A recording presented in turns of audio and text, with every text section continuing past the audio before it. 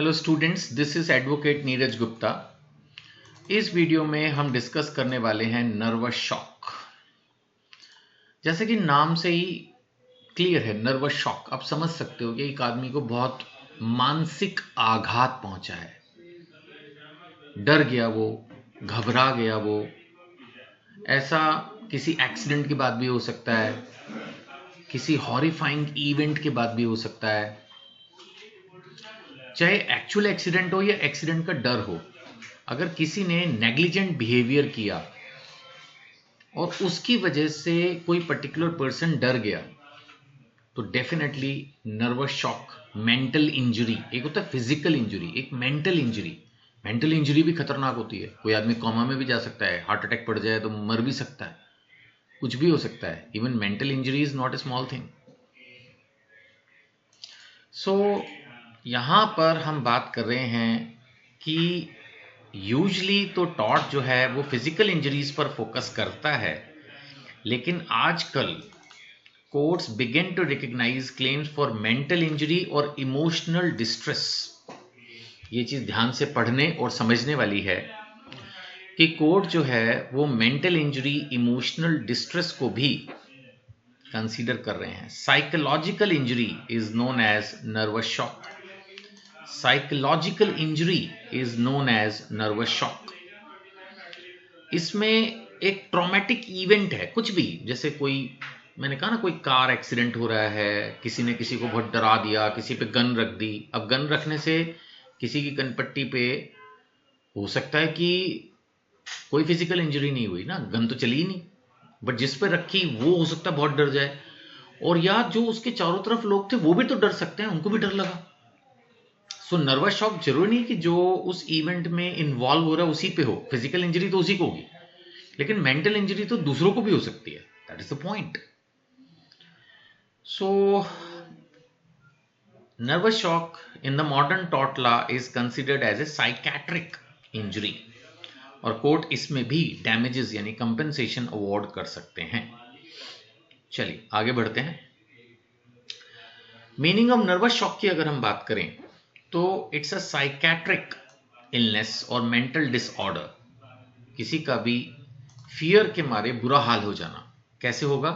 Bye some sudden and traumatic. Traumatic माने something bad. Hindi में अगर हम देखें इसको तो ये दर्दनाक घटना है। ट्रॉमेटिक एक्सपीरियंस, दर्दनाक घटना, कुछ अचानक हुआ और उससे फिर ये प्रॉब्लम आने लगी। ये कोई ordinary grief, sorrow, emotional distress नहीं है। ऐसा तो होता ही है ना, जैसे माना किसी को चोट लग जाए तो घर में जितने भी लोग होंगे वो थोड़े बहुत सैड फील करेंगे, सॉरो फील करेंगे। नहीं, ये वो नहीं है। ये है एक मेडिकली रिकग्नाइज्ड मेंटल इंजरी। मतलब एक आदमी शायद इस नर्वस शॉक के बाद, इस साइकेट्रिक इलनेस के बाद, मेंटल डिसऑर्डर के बाद हो सकता है नॉर्मल बिहेव ना कर पाए कुछ दिन, कुछ हफ्ते, कुछ महीने या परमानेंट। उसकी बात कर रहे हैं हम, नर्वस शॉक। सो कोई भी हॉरिफाइंग इवेंट हो सकती है, मे बी सम डेथ और सीरियस इंजरी, एक्सीडेंट, कुछ भी। अब इससे एंजाइटी डिसऑर्डर, डिप्रेशन, ये सब चीजें हो सकती हैं। जो नर्वस शॉक है उसके रिजल्ट क्या हो सकते हैं? Anxiety disorder, depression, post traumatic stress disorder और अदर साइकेट्रिक इलनेसेस। और आगे अगर हम इसके बारे में बात करें तो यहां पर पॉइंट्स ये वाले तो सिंपल हैं कि डैमेजेस क्लेम करने के लिए क्या क्या जरूरी है, एसेंशियल एलिमेंट्स। ये आमतौर पर देखा होगा अपने एग्जाम्स के अंदर, थियोरी क्वेश्चंस में ये एसेंशियल एलिमेंट्स जरूर हो जाता है कि भाई जिस भी चीज को हम पढ़ा रहे हैं उसमें क्या क्या बातें जरूरी हैं। तो सबसे पहली बात तो जो प्लेंटिव है, जिसने गड़बड़ की, उसकी ड्यूटी ऑफ केयर थी कि भाई ढंग से बिहेव करे, बट ही फेल्ड। वो ड्यूटी उसने ठीक से नहीं की और उससे हुई एक साइकेट्रिक इंजरी। ऐसे चलता ना, फिजिकल इंजरी हम पढ़ चुके हैं, उन सब में भी यही सब बातें होती थी। एक ड्यूटी ऑफ केयर है, वो उसने नहीं की, उसे एक एक्चुअल फिजिकल हार्म हुआ। ऐसे यहां पर साइकेट्रिक इंजरी हुई, साइकोलॉजिकल हार्म हुआ, मेंटल हार्म हुआ। ये भी पॉइंट वैसे ही लेके चल रहा है। और जो इंजरी है वो किसने कॉज की? वो कॉज की है डिफेंडेंट के नेग्लिजेंट बिहेवियर ने। चलिए, अब यहां पर हम जो विक्टिम्स हैं उनको दो हिस्सों में डाल रहे हैं। प्राइमरी, जैसे मैंने कहा ना, गन जिसकी खोपड़ी पे रख दी या जो उस एक्सीडेंट में डायरेक्टली इन्वॉल्व है, और सेकेंडरी विक्टिम जो उसको दूर से देख रहा है, हु सफर आफ्टर विटनेसिंग, जो दूर से देख रहा है, उसको अपने आप से कुछ नहीं हो रहा था लेकिन दूसरे को देख के डर गया। ऐसा तो होता है ना, क्लास में टीचर एक को डांट देता है तो वो तो हो गया प्राइमरी विक्टिम, और जो दूसरे बच्चे डर गए वो हो गए सारे सेकेंडरी विक्टिम। अब हम केस लॉ की अगर हम बात करें तो यहाँ पर जैसे ये केस है ड्यूलो वर्सेस व्हाइट एंड सन्स का, तो एक प्रेग्नेंट वुमन को नर्वस शॉक हुआ क्योंकि एक हॉर्स ड्रॉन वैन उसके पब में घुस गई। मतलब समझ लो पुराने जमाने में हॉर्स ड्रिवन होती थी, आज की तारीख में कोई बाइक या कार किसी शॉप को हिट कर दे और उसके अंदर कोई लेडी स्टाफ और स्पेशली वो भी प्रेग्नेंट, तो वो घबरा गई, तो उसको कंपेंसेशन के लिए एलिजिबल किया। ऐसे ही एक और केस है हैम्ब्रूक वर्सेस स्टोक्स ब्रदर्स का। यहां पर क्या हो रहा था कि एक ट्रक जो है वो एक तरह से जा रहा था बच्चों की तरफ, तो वो लेडी बहुत बुरी तरह से घबरा गई। A mother suffered nervous shock, तो माता जो है वो घबरा गई क्योंकि एक ट्रक जो था वो उस तरफ बढ़ रहा था, रशिंग डाउन द स्ट्रीट, तेजी से जा रहा है, रैशली नेग्लिजेंटली ड्राइविंग कर रहा है वो, और वहां उसके बच्चे जो हैं वो चल रहे हैं। तो उसने देखा कि अरे कहीं मेरे बच्चों को हिट ना कर दे। तो ये इस तरह के केसेस, कई बार किसी डिजास्टर के बाद भी उसकी इमेजेस को देख के उसके बारे में डिस्कस करके भी लोगों को नर्वस शॉक डाउन हो जाता है।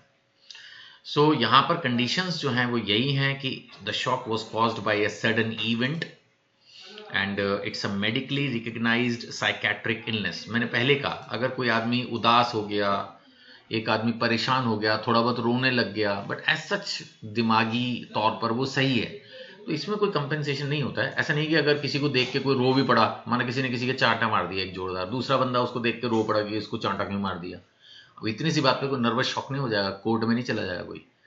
लेकिन कोई सीरियस मेडिकल इंजरी है, मेडिकली रिकग्नाइज्ड साइकेट्रिक इलनेस, थोड़ी भारी बात कर रहा हूं मैं, तो होगा कि हाँ भैया लाओ कंपेंसेशन लाओ। So importance in the modern law बिल्कुल है, क्योंकि आजकल लोग इन चीज़ों को बहुत सीरियसली लेते हैं। पहले ज़माने में तो बस शायद मेरे को लगता है पुराना ज़माना अगर मैं लूँ तो जब तक फिजिकल इंजरी नहीं होगी तो बंदा कहेगा क्या ही हुआ तेरे को। पहले के लोग थोड़ा मानसिक तौर पर शायद मजबूत भी थे, आजकल लोग मुझे लगता है थोड़ा सा मेंटली वीक भी हैं, जरा जरा सी बातों पे बहुत जल्दी हाइपर भी हो जाते हैं, परेशान हो जाते हैं, दूसरे को देख के बहुत जल्दी दुखी भी हो जाते हैं। So definitely we have the, इसकी मॉडर्न टॉट लॉ में इंपॉर्टेंस है, नर्वस शॉक हम इग्नोर नहीं कर सकते, और लॉ ये इंश्योर करता है कि जो विक्टिम है उसको कंपेंसेशन मिले, जितना उसका नुकसान हुआ, जो उसको हार्म हुआ, उसके हिसाब से उसको कंपेंसेशन मिलना चाहिए। फिर भी इस डॉक्ट्रीन का, इस सिद्धांत का क्रिटिसिज्म तो होगा ही, क्योंकि प्रूव कैसे करोगे? It is so difficult to prove कि जो साइकेट्रिक इंजरी है, पहली बात तो साइकेट्रिक इंजरी मेडिकली प्रूव करना कितना मुश्किल है।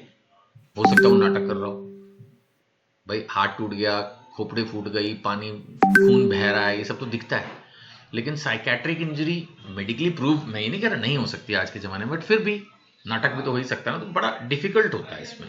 और ऊपर से सेकेंडरी विक्टिम्स, अरे बाप रे, बंदा कह ही सकता है भाई तेरे को तो कुछ कहा ही नहीं मैंने, तू फालतू में क्यों बीच में परेशान हो रहा है, मैंने तो तेरे को कुछ कहा ही नहीं था। सो कुल मिला के इस सिद्धांत के हिसाब से कंपेंसेशन लेना कभी भी इतना आसान नहीं होगा। So it's an important development in the law of negligence, and it recognizes that negligence can cause not only physical injuries but also serious psychiatric harm. Main point ये है, हमें ये समझना है कि आपकी नेग्लिजेंस की वजह से दूसरे को शारीरिक आघात, फिजिकल इंजरी, हार्म तो हो ही सकता है, साथ में मेंटल इंजरी, साइकियाट्रिक इलनेस भी हो सकती है, और उसका कंपेंसेशन भी देना पड़ सकता है। So I hope the question is clear. फिर भी कोई डाउट है व्हाट्सएप कर दीजिए, यूट्यूब पर आप कमेंट कर दीजिए, मैं आंसर कर दूंगा आपके क्वेश्चंस की, पूरी कोशिश रहेगी। फेस टू फेस क्लासेस की रजिस्ट्रेशन के लिए भी कांटेक्ट कर सकते हैं, और ये बुक जो मेरी हिंदी और इंग्लिश दोनों भाषाओं में उपलब्ध है, इसके लिए भी अगर आप इसको एक बहुत ही रीजनेबल प्राइस पे बाय करना चाहते हैं तो कांटेक्ट कर सकते हैं। Thank you.